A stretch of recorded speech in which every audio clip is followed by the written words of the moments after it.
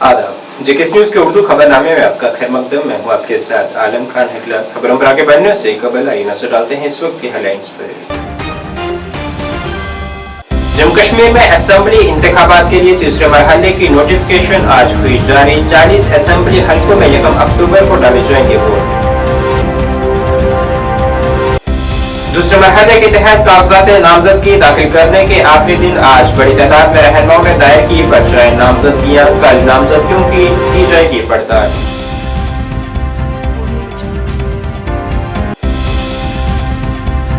और peoples conference ने जारी किया अपना इंतखाबी मंशूर। कहा दफा 370 की बहाली के लिए किसी भी करारदाद की हिमायत देने का है ऐलान।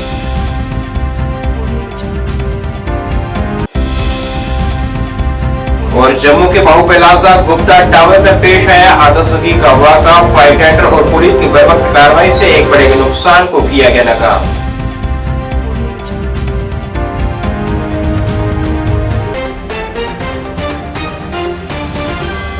अब खबरें तफसील से। जम्मू कश्मीर में असेंबली इंतखाबात के तीसरे मरहले की नोटिफिकेशन आज जारी कर दी गई है। इस मरहले में 40 हलकों में 1 अक्टूबर को पोलिंग होगी। कागजात की नामजदगी दाखिल करने की आखिरी तारीख 12 सितंबर है, जबकि उसके अगले दिन कागजात की पड़ताल की जाएगी और उम्मीदवारी वापस लेने की आखिरी तारीख इस माह की 17 तारीख मुकर्रर की गई है। बीजेपी जम्मू कश्मीर के सदर रविंदर रैना ने आज नौशहरा से आइंदा असेंबली इंतखाबात के लिए आज अपनी पर्चाएं नामजदगी दाखिल की है। इस दौरान उनके हमरा बीजेपी के इंतखाबी इंचार्ज राम माधव उनके हमरा थे। यहाँ उन्होंने कहा है कि नामजदगी दाखिल करने से पहले जो हमायत और जोश व खरोश देखा गया है, इससे साबित होता है कि रविंदर रैना इंतखाबात में बड़ी कामयाबी हासिल करने वाले हैं। इस दौरान उन्होंने वहां एक अवामी इज्तिमा से भी खिताब किया है। और हमारे राज्य के कद्दावर नेता श्री रविंदर रैना जी नौशहरा असेंबली कॉन्स्टिट्यूंसी से बीजेपी के उम्मीदवार के नाते नॉमिनेशन आज फाइल किए हैं। और नॉमिनेशन से पहले जो यहाँ पर जलसा हुआ उसी से साबित हो गया कि इस चुनाव में हमारे रविंदर रैना जी की बड़ी जीत होने वाली है। और पूरे राज्य में इस समय जो मोदी सरकार के 10 साल के कामकाज और मोदी जी की जम्मू कश्मीर के लिए जो की गई जो काम है, उसके आधार पर बड़ी सफलता जम्मू क्षेत्र में भाजपा को मिलने वाली है। हमारा पूरा उम्मीद है कि राज्य में सबसे बड़े दल के रूप में भारतीय जनता पार्टी उभरेगी। कि इस समय पूरे जम्मू कश्मीर में जबरदस्त लहर है। सीमावर्ती विधानसभा नौशहरा के अंदर हजारों की तादाद में भारतीय जनता पार्टी के कार्यकर्ताओं ने जोश और जुनून के साथ, जबरदस्त उत्साह के साथ आज नामांकन पत्र भरा है। मैं सभी नौशहरा कॉन्स्टिट्यूंसी की जनता का हृदय से धन्यवाद करता हूं, शुक्रिया अदा करता हूं कि हजारों की तादाद में हिंदू, मुसलमान, सिख, ईसाई, गांव, शहर, पहाड़ी, गुजर, बकरवाल, सब वर्गों के लोग, जाट समुदाय, दलित समाज के भाई बंधु, सब माताएं, बहनें, नौजवान, बुजुर्ग, सबने हमें आज के इस दिन अपना आशीर्वाद दिया है। मैं विश्वास के साथ कहता हूं कि भारतीय जनता पार्टी भव्य तरीके से एक शानदार जीत के साथ जम्मू कश्मीर असेंबली की पहली बड़ी जीत नौशहरा विधानसभा से होगी। कमल का फूल नौशहरा से भी खिलेगा और पूरे जम्मू कश्मीर में भारतीय जनता पार्टी की सरकार बनेगी। प्रचंड बहुमत के साथ बीजेपी जम्मू कश्मीर में अपनी सरकार बनाएगी। रिटर्निंग ऑफिसर असेंबली हल्का 5 हिंदवाड़ा अजीज अहमद ने आज से शुरू होने वाले और 12 सितंबर तक जारी रहने वाले इंतखाबात के तीसरे मरहले के लिए नोटिफिकेशन के अमल का आगाज का ऐलान किया है। एक प्रेस कॉन्फ्रेंस से खिताब करते हुए उन्होंने शफाफ इंतखाबी अमल को यकीनी बनाने के लिए की जाने वाली तैयारियों पर एतमाद का इजहार किया है। उन्होंने जानकारी दी है कि हिंदवाड़ा हल्के में 98,000 वोटरान पर मुश्तमिल है, जिसमें 120 पोलिंग स्टेशनों पर वोटिंग शेड्यूल है और यहां रिकॉर्ड वोटिंग की तवक्को है। उन्होंने कहा है कि तमाम रहनुमाओं को रहनुमा खतूत पर सख्ती से अमल करते हुए इजाजतें जारी की जा रही हैं।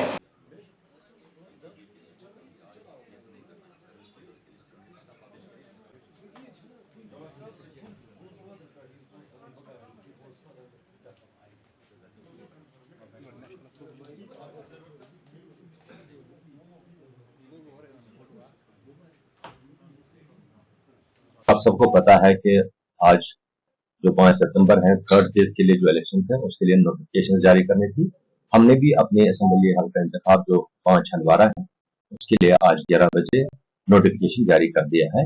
इस सिलसिले में सभी लोगों को इतला दी गई है, जैसे हमने नोटिस बोर्ड पे चस्पा कर दिया, हमने जहाँ पोलिंग स्टेशन है वहां चस्पा कर दिया अपनी नोटिस। सभी लोगों को इतला दी गई है कि अब यहाँ इलेक्शन होने हैं 1 अक्टूबर को, और उससे पहले जो है यहाँ नामजदगी के जो पेपर भरने हैं, जो बाकी प्रोसेस करनी है, वो आज से स्टार्ट होगी 5 सितंबर से और चलेगी 12 सितंबर तक। बीच में कोई अवामी तातीलात आती है तो उसको होता नहीं, जैसे आपको पता है। इसके साथ 13 को स्क्रूटनी होगी, जांच पड़ताल जिसको हम बोलते हैं, और 17 को विड्रावल का आखिरी डेट होकर के हमारा फाइनल लिस्ट बनेगा, जिसके बाद आप सबको पता चलेगा कि असेंबली हल्का इंतखाब हंदवाड़ा के लिए कौन से उम्मीदवार मैदान में रहेंगे।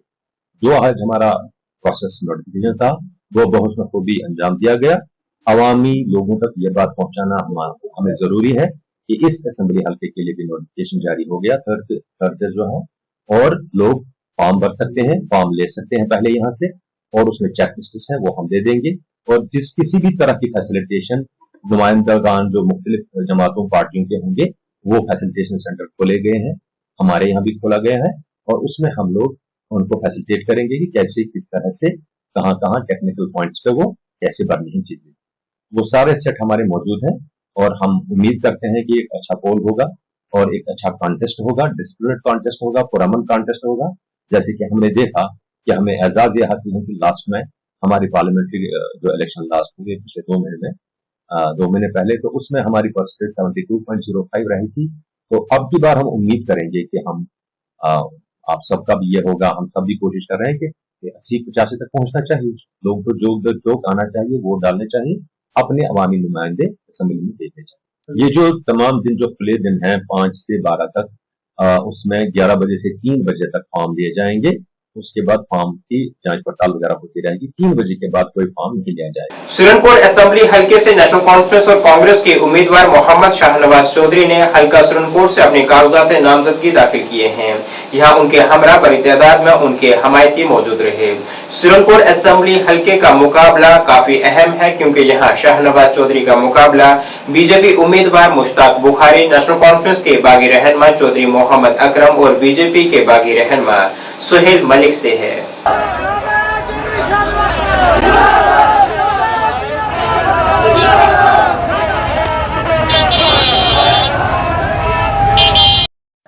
अवाम सुरनकोट का खनेतर से लेके पिशाना तक का शुक्रिया अदा करता हूं कि आज उन्होंने अपने महबूब लीडर चौधरी शाहनवाज साहब की रैली में आके ये साबित कर दिया है कि हमारा अगर महबूब लीडर कोई है तो वो शाहनवाज चौधरी है।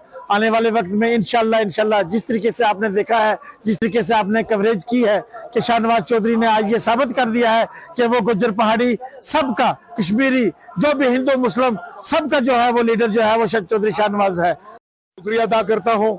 सुरनकोट के तमाम पहाड़ी गुजरों कश्मीरियों का शुक्रिया अदा करते हैं, जिन्होंने पिछले 1.5 साल से हम लोग यही कह रहे हैं कि शाहनवाज साहब के साथ आ जाएं, और इंशाल्लाह ये आप खुद देख रहे हैं आज सीट जो है। और मैं ये भी कहूंगा कि कुछ लोग जो है सिर्फ शाहनवाज को एक डीडीसी समझते थे, उनके लिए भी आज पता चल गया उनको भी कि ये कैबिनेट मिनिस्टर है जम्मू कश्मीर के, ये सिर्फ एमएलए नहीं है। शुक्रिया, आपने हमारी रैली को कवर किया, आपका बहुत शुक्रिया। मीडिया चैनल का, आपके मीडिया चैनल का बहुत शुक्रिया है। आज आपने देख लिया कि सुरनकोट में दोबारा से एक जंग सैलाब आज उभरा है। एक लास्ट गाड़ी हमारी कोठा में थी और फर्स्ट गाड़ी जो थी हमारी पुलिस स्टेशन सुरनकोट के पास थी। आज आपने देख लिया कितने लोग चाहते हैं, बदलाव चाहते हैं, और शाहनवाज चौधरी हजरात का शुक्रिया अदा करना चाहता हूँ। आज हमने असेंबली इंतखाब सुरनकोट के लिए कांग्रेस और नेशनल कॉन्फ्रेंस के जॉइंट जो अलायंस का मैं कैंडिडेट हूँ, आज फार्म जो है वो आज नामजदगी करनी थी। अल्हम्दुलिल्लाह हज़ारों की तादाद में लोग जो है वो उमड़ के आए, और हज़ारों सुरनकोट के लोगों का और जो नेशनल कॉन्फ्रेंस के और कांग्रेस के लीडर्स और कारकुनान थे, उनका मैं दिल की गहराइयों से शुक्रिया अदा करना चाहता हूँ। जिस जज्बे के साथ, जिस जोश के साथ, जिस भरोसे के साथ और जिस उम्मीद के साथ लोग बहुत बड़ी तादाद में आज सुरनकोट निकले, इस गर्मी में, धूप में कितने किलोमीटर पैदल चले, उनके इस जोश को देखकर ये साबित होता है कि आज सुरनकोट में लहर अल्हम्दुलिल्लाह चल रही है और बिल्कुल कांग्रेस एनसी की इत्तेहाद की जीत होगी। कांग्रेस की इंशाअल्लाह सीट यहाँ पे ज़रूर निकलेगी। आज लोग परेशान हैं, दुखी हैं सुरनकोट में, जहाँ जम्मू कश्मीर रियासत का जो हाल बीजेपी ने कर दिया है और साथ साथ में सुरनकोट तरक्की के लिहाज में जो पीछे है, लोग दुखी हैं और लोग चाहते हैं कि बदलाव आए। और आज हज़ारों की तादाद में लोगों ने बाहर निकलकर बगैर हमने मैसेज किए हुए, बगैर हमने बुलाए हुए, लोग अपने आप हज़ारों की तादाद में जो आए हैं, उससे साफ जाहिर होता है कि सुरनकोट में लोगों का कारवां जो है वो बन गया है और फिरका प्रस्त जो ताकतें थी उनको लोगों ने आज खत्म कर दिया है। वहीं पीडीपी के उम्मीदवार एडवोकेट नदीम रफीक हुसैन खान ने मेंढर असेंबली हलके से आज अपनी पर्चाई नामजदगी दाखिल की है। यहाँ उन्हें अवाम की भी भरपूर हिमायत हासिल हुई है। जो बात है लोगों के आगे रखेंगे और पार्टी का एजेंडा रखेंगे। जो जिस तरीके से गवर्नमेंट 5 अगस्त 2019 के बाद जो सिलसिला जम्मू कश्मीर में है और उसको डिफेंस करने में महबूबा मुफ्ती ने जो अहम रोल निभाया है पीडीपी ने, उस रोल को आगे बढ़ाते हुए जो काम मेरे वालिद मोहतरम ने 2008 और 2014 के बाद जो छोड़ दी थी उसको पूरा करने के लिए और बालाकोट के अवाम को वो एहसास महसूस करने जो एहसास पीडीपी ने मोहतरमा महबूबा मुफ्ती साहब और मुफ्ती सईद साहब ने एज चीफ मिनिस्टर बालाकोट के अवाम को वो एहसास वो फीलिंग टच दिलाया, तो वो दोबारा कोशिश करना चाहते हैं कि उस एहसास को ज़िंदा रखें। और ख़ासकर मेंढर की डेवलपमेंट विजन, यूथ का जो अनएम्प्लॉयमेंट है उस पर बात रखेंगे और रैबर सहरात, रैबर ज़रात, जितने भी स्कीमें हैं, एसपीओ वगैरह हैं, उस बात को हम आवाम में रखेंगे। हमारी आवाम से अपील है कि हमें मौका दें, यंगस्टर को मौका दें ताकि आपकी बात आवाम में रखें। कॉन्स्टिट्यूशन जो है उसको सेव करने के लिए, खासकर मीडिया प्रेस की आवाज़ को बुलंद रखने के लिए, जिस मीडिया प्रेस की आवाज़ को 5 अगस्त 2019 में कब किया गया उसको बुलंद रखने के, और खासकर जो हमारी जम्मू कश्मीर पीपल्स कॉन्फ्रेंस के सदर सज्जाद गनी लोन ने आज कहा है कि उनकी पार्टी जम्मू व कश्मीर कानून साज असेंबली में दफा 370 को बहाल करने की किसी भी करारदाद की हिमायत करेगी। ताहम उन्होंने कहा है कि करारदाद पास करना सिर्फ एक इखलाकी चीज होगी और ये कि सिर्फ पार्लियामेंट ही जम्मू कश्मीर की खसूसी हैसियत को बहाल कर सकती है। दफा 35A की बहाली पर उन्होंने कहा है कि अगर इसकी रियासती हैसियत बहाल हो जाती है तो जम्मू कश्मीर असेंबली में इस तरह की फरहमी को जुज़वी तौर पर बहाल किया जा सकता है। हम इसके कुछ हिस्सों को हिमाचल प्रदेश की तरह यहाँ की असेंबली में पास कर सकते हैं। किसी दूसरी पार्टी के साथ कबल इंतखाबात इत्तेहाद से मुतल्लिक उन्होंने कहा है कि वो अपने तौर पर इंतखाबात लड़ेंगे। बीजेपी के कौमी जनरल सेक्रेटरी राम माधव के इस तबसरे पर के साबका अस्करियत पसंद नेशनल कॉन्फ्रेंस और पीपल्स डेमोक्रेटिक पार्टी के लिए मुहिम चला रहे हैं। उन्होंने कहा है कि ऐसा बयान नेशनल कॉन्फ्रेंस और पीपल्स डेमोक्रेटिक पार्टी को फायदा पहुंचाने के लिए दिया गया है। इस दौरान उन्होंने अपना पार्टी मंशूर भी आज जारी किया है। हमने जो आपको आज इन्विटेशन दी है वो इसलिए दी है कि हमने आज पार्टी का मैनिफेस्टो रिलीज करना है। तो आज हमारे लीडर्स कुछ तो फॉर्म भर रहे हैं, कुछ कैंपेनिंग में हैं, तो इसलिए मैं अपने स्पोक्समैन के साथ अकेली यहाँ आकर आपके सामने ये रिलीज़ करूँगा। तो ये हमारी जो है ये हमारा जो है डिग्निटी एंड डेवलपमेंट के मौजूद से का जो इसका है हेडिंग है।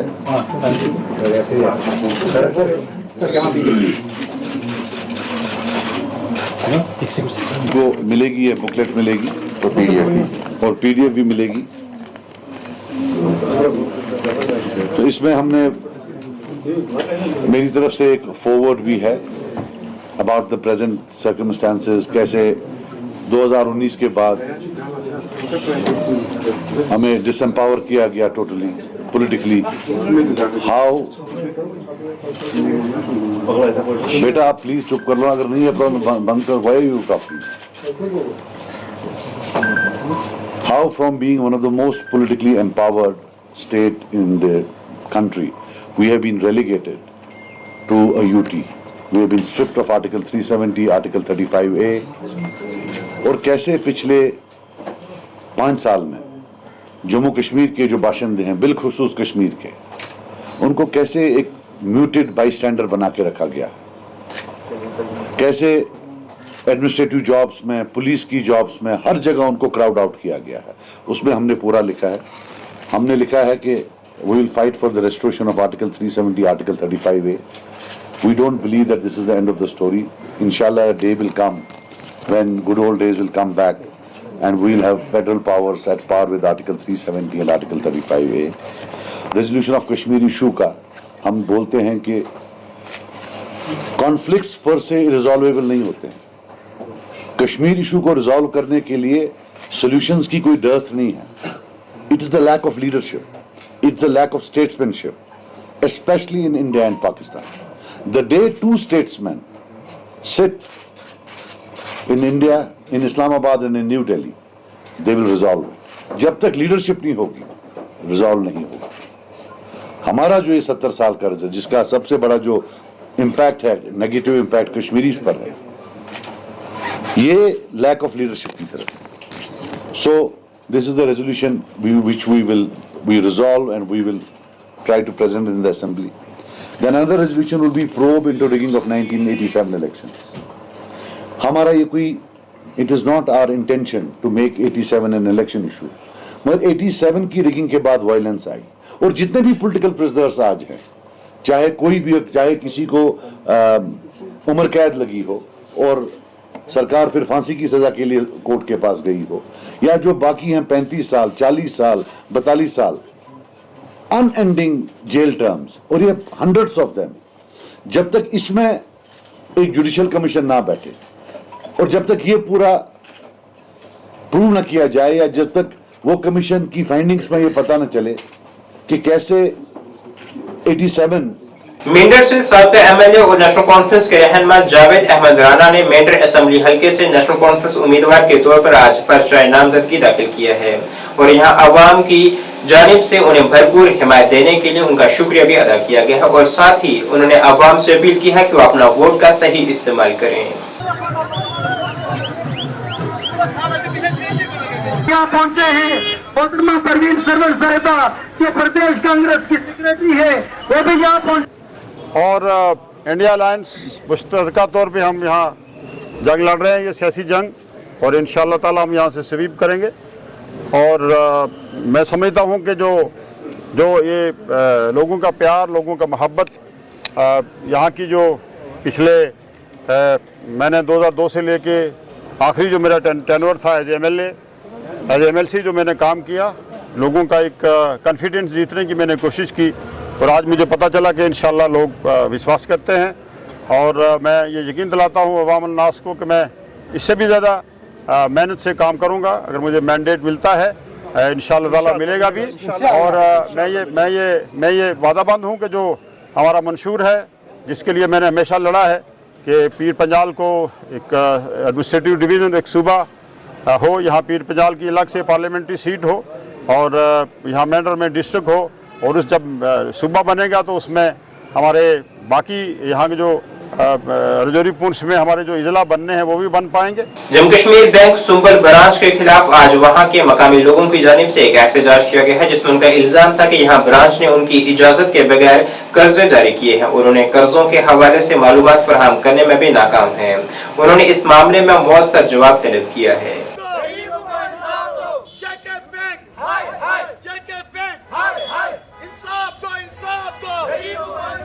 रोजाना सुमर रैक्शल वत आलो वजरालो आज लगान 3 वहर पता ये रिकवरी टीम घर आव ये मसला आज वो द्रालो तम साथ धोख या स्कीम तह 7 सास तह ना नख वालन कहें अस दिख तम 7 सास आज लगान 3 वहर पता ये मसला JK बैंकस नश गई वन और चाय वन कहें इन वोन कहें घर फोन करान तह ये मसला वन अस ना कोड़मुत कहें दपान तह तुज फाइल अत द्रालो न्यू डॉक्यूमेंट यह 7 सास रपी स्कीम यह अत नख वख वालन कहें दोपन सी पैन कार्ड बे फोटोग्राफ बे पन आधार कार्ड बे दुई कोर्क मे बे फोन यह बैंकस मज अत कैंसन कागज वागज दस्खत कर यह 7 सास लोन अहन बैंक वालो दोप यह 7 सास स्कीम नख वख वालन कहें ओतर रिकवरी करने आई जोनल अत आई जोनल बड़ बार टीम ना अनपढ़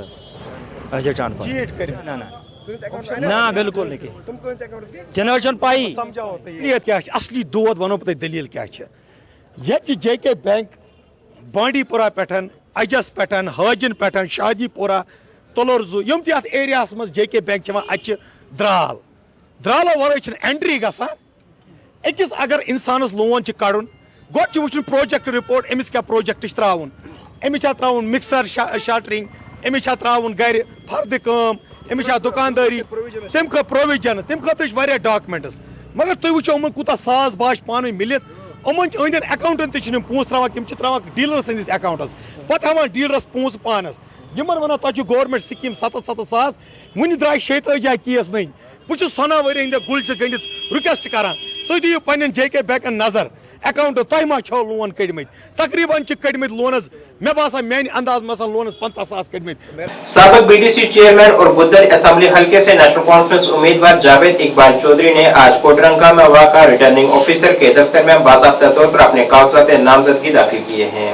यहाँ उनके हमरा पार्टी के सीनियर रहनुमा मौजूद रहे। कागजात नामजदगी दाखिल करने के बाद पार्टी कारकुनान और मकामी बाशिंदों की हिमायत ने इनके पीछे मुहिम की रफ्तार को उजागर किया। उन्होंने तरक्की के लिए अपने अज़म का अयादा किया। उन्होंने खित्ते में तरक्की और खुशहाली के लिए नेशनल कॉन्फ्रेंस के विजन पर जोर दिया है और वोटर्स पर जोर दिया है कि वो रोशन मुस्तकबिल के लिए उनकी हिमायत करें। जैसे कि आज आपने देखा कि आज हमारे नॉमिनेशन पेपर्स जो फाइल हो चुके हैं और आज ऑफिशियली हमारे जावेद इकबाल चौधरी साहब हमारे यहाँ पे एक नेशनल कॉन्फ्रेंस के कैंडिडेट हो गए। और साथ ही में लोगों का ये कहना था कि आज यहाँ पे सादगी में जो क्यों भरा गया, सादगी में हमारे आज यहाँ पे नॉमिनेशन फॉर्म इसलिए भरे गए कि हमारे कायद का भी मैसेज था कि लोगों को तंग ना किया। जिस तरह से आज आपने अपना सिचुएशन की भी हमने बड़ी सादगी से अपना जो फॉर्म फिल अप किया है, यहाँ पे नॉमिनेशन फाइल किया है। मैंने जो हमारे सपोर्टर हैं, हमारे चाहने वाले हैं, उनको मैसेज दिया था कि यहाँ पे रैली वगैरह ना निकाली जाए क्योंकि अल्लाह को सादगी पसंद है। और हमारे जो कायद हैं, हमारे जो पार्टी प्रेसिडेंट हैं उमर अब्दुल्ला साहब, उनका भी मैसेज था और मियाँ अल्ताफ़ साहब का भी कि कोई ढोल नगाड़ा ना किया जाए, सादगी से और तहजीब के दायरे में होकर फॉर्म फिल अप किया जाए। पॉलिटिकल बहुत अच्छा ज़बरदस्त अच्छे से कैंपेन चल रही है। यहाँ पे हमारे साथ जो मेन कैंडिडेट हैं वो बीजेपी के हैं, तो इंशाल्लाह अच्छा चल रहा है। लोगों का क्या? तो अगर मैं सच बोलूँ तो लोग, मुझे लगता है वन साइडेड इलेक्शन कैंडिडेट जीत रहे हैं। ये पूरे जम्मू कश्मीर के अंदर यही हालत है। और आपने देखा होगा कि पिछले दिनों जितने भी सर्वे हुए हैं उन सभी सर्वों में ये साबित हुआ है कि आने वाले जो चुनाव हैं इसमें 60 जो सीटें हैं, 60 सीटें जो हैं नेशनल कॉन्फ्रेंस और कांग्रेस के उम्मीदवार जीतेंगे। और हमें पूरी उम्मीद है कि जम्मू कश्मीर के अंदर जो हालत बनी हुई है पिछले 10 सालों से पूरे हिंदुस्तान के अंदर और जम्मू कश्मीर के अंदर, मैं समझता हूं कि जम्मू कश्मीर में आने वाली सरकार जनाब उमर अब्दुल्ला साहब चीफ मिनिस्टर होंगे और आने वाली सरकार कांग्रेस और नेशनल कॉन्फ्रेंस की। सर एक अहम देखिए वो क्या कहते हैं, हमें ये बात उन पर टिप्पणी करने की ज़रूरत नहीं है। ये हमने जो इलेक्शन हो रहे हैं ये लोगों की अदालत में हम गए हैं। नेशनल कॉन्फ्रेंस और कांग्रेस के जितने भी हमारे साथी हैं जिन्होंने इलेक्शन लड़ रहे हैं ये लोगों की अदालत में गए हैं। और लोग बड़ी भांति समझते हैं कि अगर हमें जम्मू कश्मीर के लोगों को इस दलदल से बाहर निकालना है तो वो हल्फ के बटन को दबाएंगे और हल्फ को जिताएंगे और कांग्रेस के जहां उम्मीदवार हैं वो कांग्रेस के उम्मीदवारों को जिताएंगे। इस वक्त लोगों ने ये फैसला किया है। चेटी बनी बांडीपुरा के नौजवान उम्मीदवार साहिर राठौर ने सोनावारी हल्के से आइंदा असेंबली इंतखाबात लड़ने का ऐलान किया है। यहाँ उन्होंने अपना मिशन सोनावारी में लोगों की फलाह बहबूद के लिए काम करने को कहा है। उन्होंने अवाम तक हर तरह की रसाई का अहद किया है। उन्होंने खासतौर पर मुआशरे के कमजोर तबकों बशमूल गरीबों, यतीमों, बेवाओं और सोनावारी के हर गरीब फर्द की मदद करने के लिए अपने अज़म का इज़हार किया है। उन्होंने सोनावारी के नौजवानों से अपील की है कि वो इनके तहफ़्फ़ुज़ात और ज़रूरियात के लिए आवाज़ बुलंद करें और उनकी हिमायत करें। और देखिए मिशन हमारा जो है वो ओवरऑल डेवलपमेंट पे ही मबनी है, यूथ एम्पावरमेंट पे है, वुमेन एम्पावरमेंट पे है। हमारे जो यहाँ पे जो एजुकेशन सेक्टर है उसकी अपलिफ्टमेंट है, बेटर रोड्स हों, ये सारी चीज़ें मैंने जैसे अभी इससे पहले भी कुछ चैनल से बात करते हुए ये भी बता दिया कि इंशाल्लाह या तो आज इवनिंग में या फिर कल सुबह 10 साढ़े 10 बजे हम अपना मैनिफेस्टो लोगों के सामने रखने जा रहे हैं। देखिए ये एक बड़ा अच्छा पॉजिटिव मैसेज है अभी के लिए भी और ये एक पॉजिटिव इम्पैक्ट पड़ेगा हमारी आने वाली जनरेशन्स के लिए भी कि जो एक पढ़ा लिखा यूथ है वो मेन स्ट्रीम पॉलिटिक्स में आ रहा है। क्योंकि ये जो आज का यूथ है अच्छे बुरे की तमीज़ करना जानता है और जो ट्रेडिशनल पॉलिटिक्स अभी तक यहाँ पे रही है, यहाँ पे ही नहीं तो पूरे देश में एक बहरान है इस ट्रेडिशनल पॉलिटिक्स का, जिसको हम खानदानी राज भी कहते हैं। ये पॉलिटिक्स कम और साम्राज्य ज़्यादा होती है। तो इस बार का यूथ उनको पता है कि हमने अपना वोट कैसे कास्ट करना है, किन को कास्ट करना है। तो बड़ा अच्छा इंशाल्लाह इम्पैक्ट रहेगा इस वाले इलेक्शन का भी। देखिए जनाब, सबसे पहले तो रोज़गार योजनाएं ना पिछली सरकार ने ऐसी बनानी थी कि हमारे यहाँ पे अनएम्प्लॉयमेंट इतनी बढ़ती नहीं। चले हम मानते हैं कि अभी गवर्नमेंट सेक्टर्स में उतनी जॉब्स अवेलेबल है नहीं, बट यहाँ पे हमने इंट्रोड्यूस करना चाहिए था प्राइवेट सेक्टर को भी। तो प्राइवेट सेक्टर में आप अगर देख लें, बड़ी बड़ी कंपनीज हैं, बड़ी बड़ी फर्म्स हैं, जहाँ पे इनिशियल स्टेज पे ही एक ग्रेजुएट पास आउट को 20-25-30 हज़ार तक की सैलरी से वो इनिशियली मतलब इतनी सैलरी लेके तो आगे इंशाल्लाह अपना वो रोज़गार अच्छे से कमा सकता है। फिर जब जिसको गवर्नमेंट जॉब में जाना होगा, जब अवेलेबल हो जाएंगे तब गवर्नमेंट जॉब में आ जाए। बट यहाँ पे मेरे हिसाब से किसी ने पहल नहीं की है अभी तक कि प्राइवेट सेक्टर को यहाँ पे इंट्रोड्यूस कर दिया जाए। इसके लिए भी हम इंशाल्लाह कोशिश कर रहे हैं। तो कुछ ही समय में अब तो बीच में इलेक्शन का बिगल बच गया, वरना इससे पहले भी हमने बता दिया था कि हम प्राइवेट सेक्टर को यहाँ पे इंट्रोड्यूस कर लेंगे। जो हमारा एम्पावरिंग कश्मीर एक हमारा ग्रुप है, ऑलरेडी ऑर्गेनाइजेशन है, तो उसमें काफ़ी सारे मुद्दे ऐसे हमने रखे हैं सरफहरिस्त, तो जिन पे इंशाल्लाह हम काम करेंगे। अब बीच में इलेक्शन का बिगल बच गया तो सारे लोगों ने यही सोचा चलो अभी हम एक काम करते हैं, let's go to the mainstream politics, ताकि हम फिर यहाँ से भी लोगों की खिदमत कर सकें। बीरवा हल्के से आजाद उम्मीदवार मीर फनून ने इलेक्शन लड़ने का फैसला किया है। मीर फनून का कहना है कि आज तक तमाम सियासतदानों ने बीरवा हल्के का इस्तेहसाल किया है और यहाँ की तामीर और तरक्की को पीछे धकेल दिया है, इसलिए उन्होंने इलेक्शन लड़ने का फैसला किया है। मीर फनून ने रवायती सियासी जमातों को तनकीद का निशाना बनाते हुए कहा है कि उन्होंने आज तक खाली वादे किए हैं। उन्होंने अवाम से अपील की है कि वो उन्हें वोट देकर कामयाब बनाएं। खाए हैं अभी तक, अब इंशाल्लाह इसके आगे कोई धोखा खाने की गुंजाइश नहीं। क्या कुछ प्रायोरिटी रहेगी खासकर बीरवा के लिए? जी, बीरवा की जो बेसिक नेसेसिटीज़ है यहाँ पर सड़कें, बिजली, तार के खंबे, हस्पताल, स्कूल, यहाँ के पुल भी अभी महाराजा के ज़माने के बने हुए हैं, वो भी गिरने के कगार पे है। इनकी बहुत ज़्यादा नाइंसाफ़ी हुई है बीरवा के लोगों के साथ। यहाँ पे एक बार उमर अब्दुल्ला भी जीत गए थे और भी मुख्तलिफ सियासी लीडरान ने जीत दर्ज की है, तो अब आज भी बहुत सारे लीडरान मैदान में हैं, तो आप अपने आप को एज आज़ाद उम्मीदवार के बतौर कहाँ देंगे? जी, बहुत अनफॉर्चुनेट है अगर यहाँ पर बड़े बड़े लीडरों ने इलेक्शन जीता हुआ है और उसके बाद भी यहाँ के हालात इतने ख़राब है, ये बदकिस्मती है ये। लेकिन इस बार यहाँ के लोगों को सोचना चाहिए कि हम क्या चाहते हैं, हमें कैसी डेवलपमेंट, हमें डेवलपमेंट चाहिए कि हमें फिर से वही वैसा ही राह चाहिए, वोट डाल के वो जीत के फिर बीरवा दोबारा देखने भी नहीं आते कि अपनी कॉन्स्टिट्यूंसी को। लेकिन इस बार इंशाल्लाह वो बदलाव अगर चाहते हैं, आगे आइए, वोट डालिए और बदलाव देखिए। क्या मैसेज देना चाहेंगे आप यहाँ के यूथ के लिए? यही एक मैसेज है कि आप आगे आइए, यूथ कदम बढ़ाइए, हम आपके साथ हैं। इंशाल्लाह शाना बशाना हम ये डेवलपमेंट लाएंगे, यहाँ का तकदीर इंशाल्लाह बीरवा की बदल देंगे। इंसान कैरान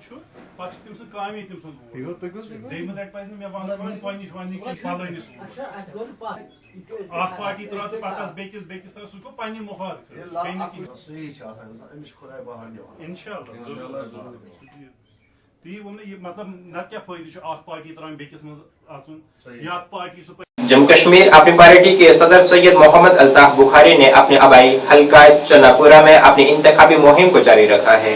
आज उन्होंने मुख्तलिफ इलाकों का दौरा किया है। यहाँ उन्होंने लोगों से मुलाकातें की और आइंदा असेंबली इंतखाबात में उनकी हिमायत और वोट देने की अपील की है।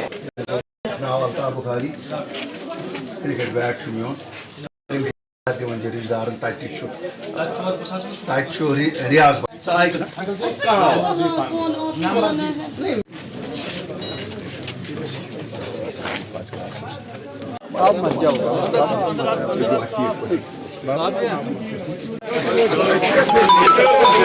तुझ वारे ठीक पटी अल्ताफ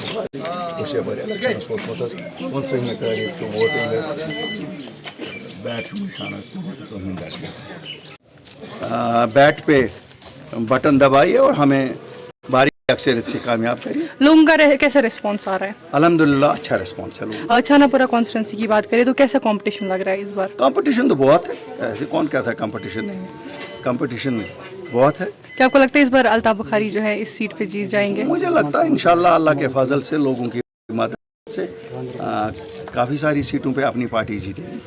साथ ही मैं ये कहना चाहूँगी कि अगर लोकसभा की बात करें, रिस्पांस जो लोगों का था अपनी पार्टी की और बहुत कम था, इस बार क्या स्पेशल लेकर अपनी पार्टी? लोकसभा तो तुम दो पाओ यार। हमने काफ़ी सबक सीखे उस इलेक्शन से और इसीलिए हम लोगों के पास खुद पहुंच रहे हैं। बात करें उमर अब्दुल्ला की, गांधरबल कॉन्स्टिट्यूंसी से लड़ रहे, लोगों के सामने जो है उन्होंने अपनी टोपी निकाल कर रख दी, इस चीज़ को कैसे देखते हैं? उनके छोटेपन को नहीं दिखाता है, वो उनकी इंसानियत को दिखाता है, उनके जज्बे को दिखाता है। लोगों को ये समझना चाहिए कि हम जो लोग खिदमतगारी के लिए निकलते हैं, हम भी इंसान हैं, हमें भी इंसानी जज्बा है। और मैं तो आपको सच बताऊंगा, मैं सैल्यूट करता हूं उसके उस गेस्चर को। अब कोई कुछ भी कहे, लेकिन अपील तो की, और क्या कर सकता था इससे। इस बार के इलेक्शन की बात करें, जेलों से लोग आ रहे हैं, जमात इस्लामिया से लोग आ रहे हैं, कैसे? अच्छा है, उन जेलों के दरवाजे खोल दो, उसी लिए तो लोग वोट डालने निकले हैं। खोल दो, लोगों को आज़ाद करो, ये हमारा मुल्क है, हमें चुनने दो अपने नुमाइंदे। जेलों में बंद रखे, ये खास एक जमात का तरीक़ेकार था, जिन्होंने 74 साल यहाँ राज किया, मिलके दो खानदानों ने, उनका तरीका था लोगों को जेलों में भरने का। शुक्रिया। नेशनलिस्ट यूथ पार्टी के सरबराह मोहम्मद अब्दुल्ला चौडवाल ने यहां श्रीनगर में एक प्रेस कॉन्फ्रेंस से खिताब किया है, जिसमें उन्होंने इल्जाम लगाया है कि बहुत सी जमातें इंतखाबात के दौरान अमन को खराब करने की कोशिश कर रही हैं। उन्होंने चीफ इलेक्शन कमीशन से अपील की है कि वो जम्मू कश्मीर में आजादाना और शफाफ इंतखाबात को मुमकिन बनाए। उन्होंने कहा है कि बीजेपी जम्मू कश्मीर असेंबली इंतखाबात में अपनी प्रॉक्सी पार्टियों के जरिए धांधली करना चाहती है। मिले उनसे इस विषय पे आप लोग राब्ता हो सके। सबसे पहली जो चीज़ है वो ये कि नेशनल यूथ पार्टी के तमाम कैंडिडेट्स अभी ऑलरेडी 6 जो हैं वो सेकंड चरण के लिए, और बाकी तीसरे के लिए भी 40 कैंडिडेट फाइनलाइज ऑलरेडी हुए हुए हैं, जो कि हम लोग यहाँ पे इंडिपेंडेंट लड़ाने वाले हैं। लेकिन एक यहाँ पर हमें जो चीज़ पता चली है रिसेंटली, काफ़ी सारे हमारे कैंडिडेट्स जो हैं उनको कुछ पार्टीज़, जिसमें कि मेजरली रोल प्ले किया जा रहा है नेशनलिस्ट कांग्रेस पार्टी का, एनसीपी, अजीत पवार की जो पार्टी है, वो पार्टी अलग अलग हमारे कैंडिडेट्स को लोकल लोगों के थ्रू कांटेक्ट करके और उनको तोड़ने का प्रयास कर रही है। लोगों के डायरेक्ट उनको फ़ोन किए जा रहे हैं, और कुछ लोगों के तो घर पर भी कुछ लोग पहुंचे हैं। ऑल्दो पार्टी की तरफ से कोई रिप्रेजेंटेटिव नहीं पहुंचा, लेकिन जिसे हम बोलते हैं राजनीतिक दलाल, तो शब्द गंदा है लेकिन काम उससे भी ज़्यादा गंदा है। आज पहली बार ऐसा होने जा रहा है कि एक बहुत ट्रांसपेरेंट इलेक्शन की उम्मीद तमाम जम्मू कश्मीर की आवाम कर रही है, लेकिन उसके बीच में एक तो जो भारतीय जनता पार्टी है उसकी हताशा सामने देखने को मिल रही है, क्योंकि भारतीय जनता पार्टी अच्छे से जान रही है कि जम्मू में शायद वो कुछ कर ले, लेकिन कश्मीर में उनको कोई नाम पूछने वाला नहीं है। बाकी एनसीपी को मैं ये बोलूँगा कि आप अपना होमवर्क कर लीजिए। आप जिन लोगों के नाम जिन सीटों पर दे रहे हैं, दे आर आवर कैंडिडेट्स। आपके अगर वो कैंडिडेट हैं तो आप अपनी पीसी कीजिए, अपने वहाँ पर उनको भी फॉर्म दीजिए। आपका कोई भी आदमी यहाँ पर उपस्थित नहीं है, आपका प्रदेश अध्यक्ष भी यहाँ पर लोगों के साथ प्रॉपर कम्युनिकेशन में नहीं है। और क्या ज़रूरत पड़ रही है कि महाराष्ट्र से आप लोकल एजेंट्स को उतार के और यहाँ की पॉलिटिकल माहौल को ख़राब करने का ट्राई कर रहे हैं। तो नेशनल कॉन्फ्रेंस जिस तरीके की हरकत पीछे करता रहा है, और आज उसको मुंह फाड़ की खानी पड़ी है कि खुद लीडर अपनी सीट नहीं निकाल पाया पिछले इलेक्शन में, आपने खुद देखा। सेम चीज़ एनसीपी शायद यहाँ पे ट्राई करना चाह रही है। उन्होंने अभी लंबी लड़ाई लड़ी अपने ही चाचा के साथ धोखा करके, लगातार चौथी बार डिप्टी सीएम बने रहने के लिए क्या कुछ नहीं कर दिया उन्होंने। ऑलरेडी ये गठबंधन की पार्टी बीजेपी और शिवसेना उसके बीच में घुस गए। क्यों? क्योंकि किसी भी कीमत पर, चाहे उनको अपना घर ही क्यों ना तोड़ना पड़े, उनको किसी भी कीमत पर केवल अपनी कुर्सी बचानी। कैसे मैं चौथी बार डिप्टी सीएम बना रहा हूँ, इसके लिए उन्होंने प्रयास करा और गंदी राजनीति का खेल खेला, वो आज हम सबके सामने है। डीएचपुरा असेंबली हलके से जम्मू कश्मीर अपनी पार्टी के उम्मीदवार अब्दुल मजीद बडर ने हलके के मुख्तलिफ इलाकों बशमूल समनू, नहामा, मनगाम, अहरबल वगैरह में वोट के लिए घर घर मुहिम शुरू की है और जम्मू कश्मीर अपनी पार्टी के लिए हिमायत तलब की है। इस मौके पर मीडिया से बात करते हुए उन्होंने कहा है कि डीएचपुरा हलके के लोगों ने जम्मू कश्मीर अपनी पार्टी का बेहतरीन साथ दिया है और वो पुर उम्मीद है कि इंतखाबात में भी उन्हें पूरी हिमायत हासिल होगी। इंशाल्लाह वो खून नेशनल कॉन्फ्रेंस खून और अपनी पार्टी से कामयाब कर। लोगों का बहुत मशकूर हूँ। आज हमारी जो रैली है एक मंजगाम ब्लॉक की, सिर्फ ये एक ब्लॉक की रैली है। एक ब्लॉक के लोग हैं, एक ब्लॉक से लोग आए हैं, इन्होंने वालिहाना इस्तकबाल किया है। मैं इन लोगों का बहुत मशकूर हूँ और इंशाल्लाह उम्मीद रखता हूँ यहाँ का बाशऊर अवाम, नूराबाद का बाशऊर अवाम, दमाल हांजीपोरा का बाशऊर अवाम 18 तारीख को निकलकर अपना वोट का इस्तेमाल करेंगे और 3 निशान पर अपनी उंगली, बैट को निशान पर उंगली लगाए और बैट को कामयाब बनाए और जम्मू कश्मीर को नए सिरे से तामीर करे। बीवियों की बात नहीं करूंगा, लेकिन ये डॉक्टर फारूक ने कहा है, ये डॉक्टर फारूक को शर्म आनी चाहिए। उन्होंने कहा कि ये गुजर लोग बिकने वाले लोग हैं, लेकिन गुजरों को भी अपने तरीके से जीना होता है। गुजरों को भी शर्म करना चाहिए, उनको भी बिकना नहीं चाहिए। किसी कहीं जगह डॉक्टर फारूक का सच भी निकलता है। नाज़रीन, इस वक्त के उर्दू बुलेटिन में बस इतना ही। मुझे मेरी टीम के साथ दीजिए इजाजत। अल्लाह हाफिज।